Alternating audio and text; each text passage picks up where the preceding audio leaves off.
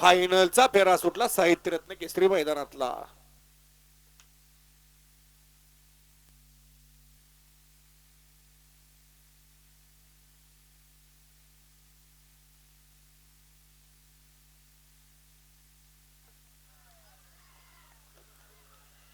अतिशय सुंदर आणि माऊलीनं बाजी मारली.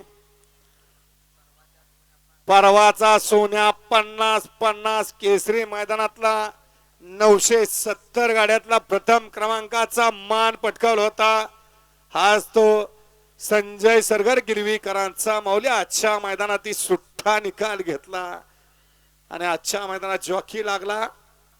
सरगर किंग म्हणून ज्याची ओळख असा प्रशांत ड्रायव्हर चिंचनेरचा.